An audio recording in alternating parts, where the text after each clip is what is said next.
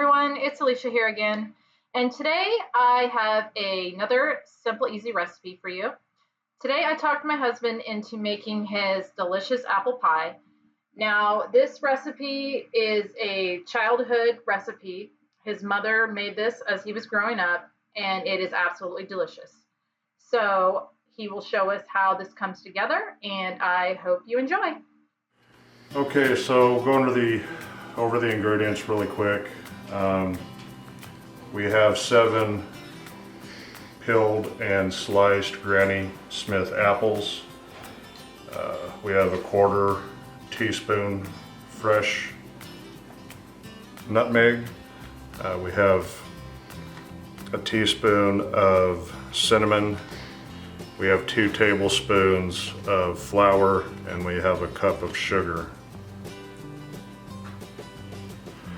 We have 2 cups of flour, 2/3 cup of Crisco, we have some butter, and we have some ice water.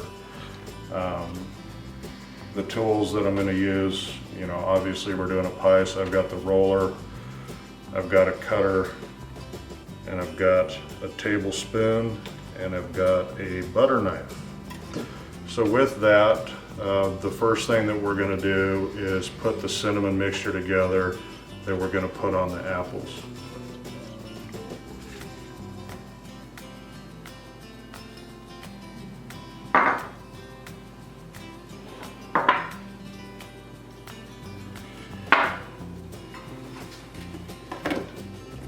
You can stir it up.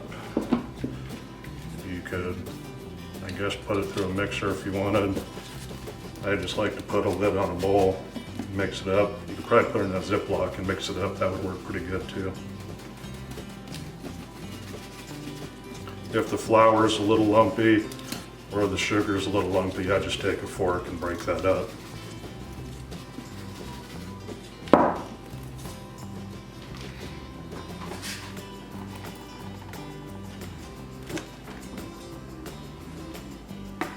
Okay, so that's what that looks like. We're just going to sprinkle it over the apples.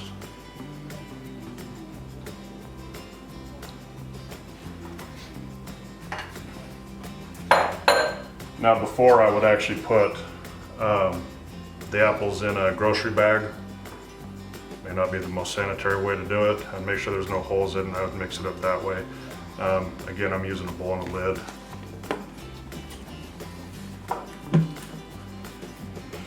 So you just want to toss the apples in the mixture. That's the whole point of this. I mean, you could stir it with a spoon in a bowl if you wanted to. 2-gallon Ziploc bag would be perfect. But we just mix it up really good. And I'm going to put this in the fridge while I do the rest of the pie. Okay, the next thing we're going to do is put the crust together. Before I start that, I preheat the oven to 350 degrees to get that going. I do the crust in phases. So take a cup of the flour,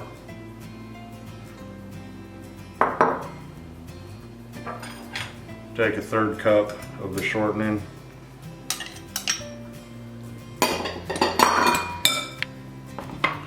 and cut in the shortening a little bit.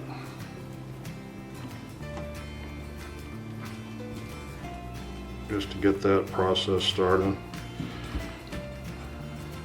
Nothing too serious. Then put the other cup of flour in. And the rest of the shortening.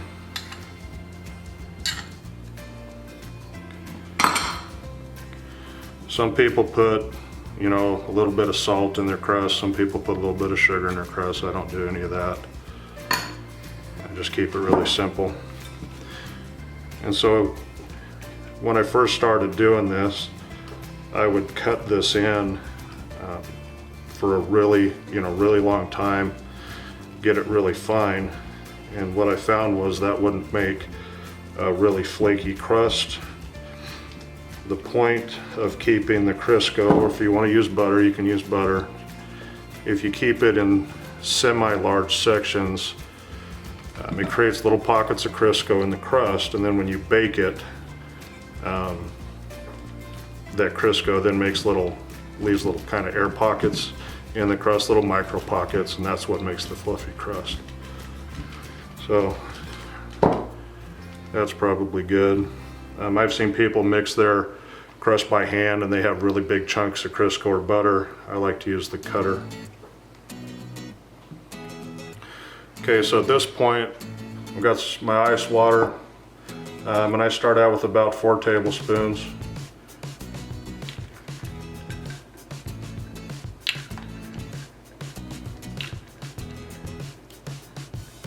And what the ice water does is it keeps the Crisco in a solid form until you get that in the oven.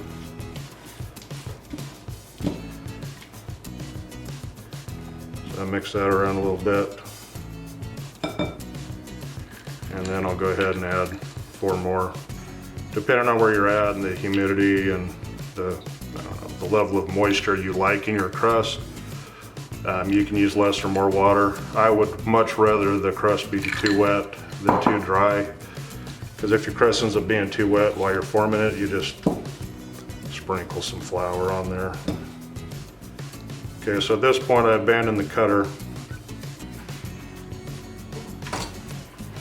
and I finish forming it with my hands.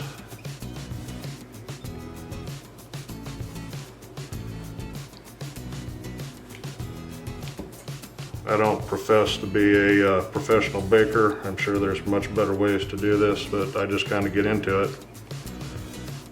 And it's pretty wet, so I try to mix the stuff and get a uniform moisture throughout the ball of dough.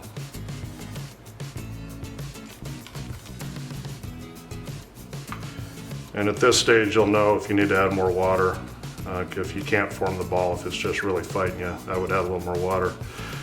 Now when it comes to baking, I do know that if you handle like a bread dough too much, or you handle the crust too much, you'll get a really tough end product. So I try to be quick and gentle with this. Okay, I'll clean off my hands a little bit. Okay, so at this point we'll go ahead and roll out the crust. So we have a bottom crust, and with an apple pie you have a top crust. So I just kind of cut this in half. It doesn't need to be exact. I tend to put the smaller half on the bottom, then form it in a dough or into a ball. Before you start rolling, you put some flour down to keep it from sticking to the surface that you're rolling on. And then you coat your rolling pin a little bit. Keep it just from sticking to the rolling pin. Now I just start by flattening it out by hand, and you'll see that these kind of fissures form, and while it's still unformed and wet, I just kind of put it back together. That might just be psychological. I don't know if it really helps, but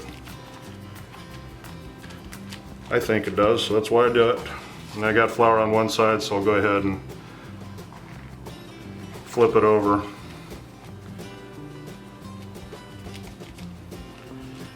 Maybe a little too dry. We'll see what happens. Okay, then just start rolling it out. Now I will say that the consistency of this dough, if I am successful in making it into a crust, is going to be super flaky. So it's kind of a fine line. You don't want to, have a miserable time working it. But on the other hand, if it's flaky like this now, it really turns out that way as a finished product.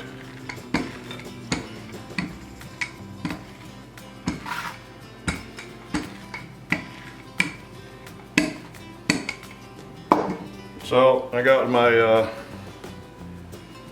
Pyrex pie pan, 9.5 inches, pretty standard. that'll probably work.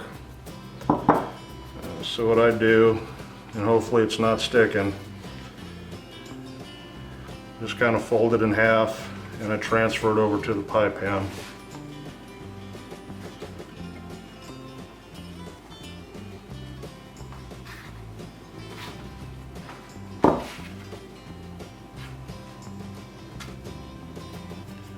I didn't get it very even, so now I gotta work it over. And you want to have enough to where when you put the top on, you can pinch the sides. I don't have that here.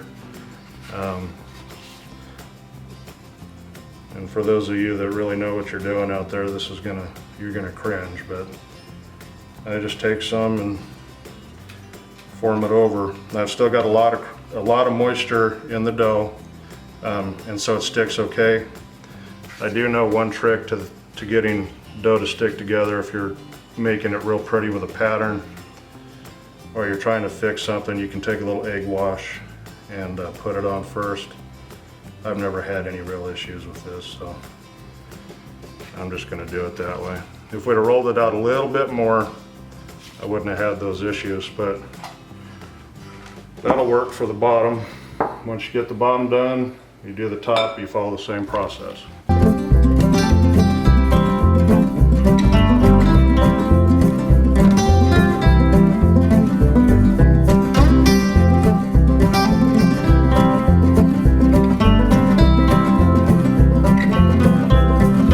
Because it looks good and it's probably good to vent while it's baking, I put a little design in the top.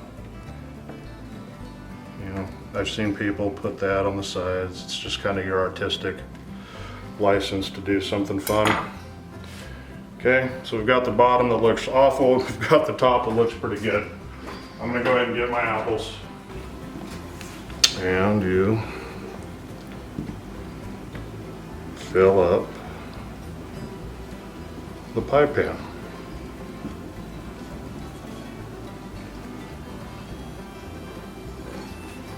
Really would have been nice to have more dough on the bottom, but it all tastes good.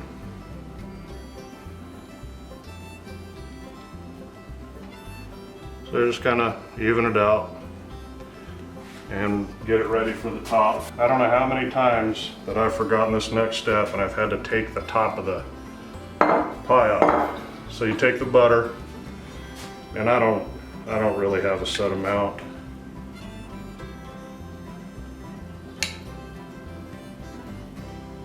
And you just dab it along.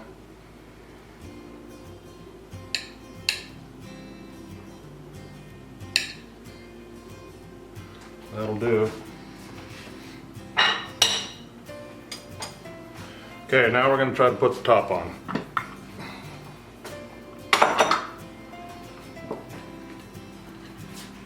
And you do it the exact same way. You want to fold it this way though, to keep your design intact as you do it. You do your best to get it even as you place it. And because I had more dough and I was a little bit lucky, that went on there pretty good.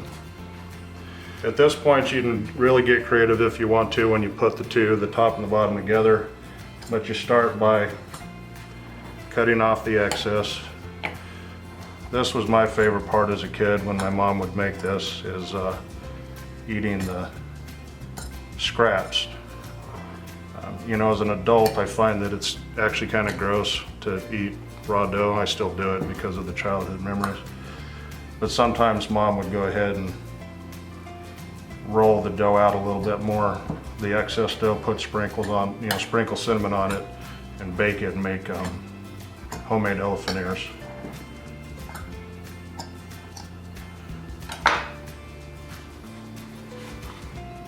So if you're a kid, you love this part.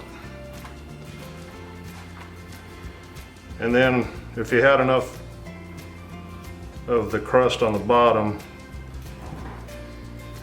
you could actually pinch the two together and roll it under.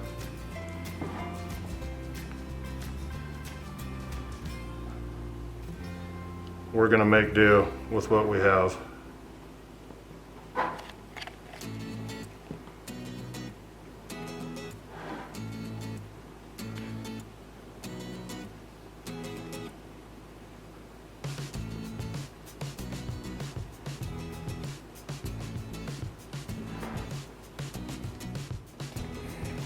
Okay, so we baked it for just over an hour, and that's what it looks like when it comes out. Another thing you can try is cooking it at 375 for 40 minutes. I never want to overdo it, so I go with 350. But, you know, like I said, it's not pretty, but it sure will taste good. So thank you for watching, and I'll let my wife deal with this part of it. Okay, and here it is, cut up and put on a plate. It is hot and out of the oven, and it smells delicious. I'm gonna have my kid try a bite of it and tell us what she thinks. All right, it's pretty good. If I can get off the plate.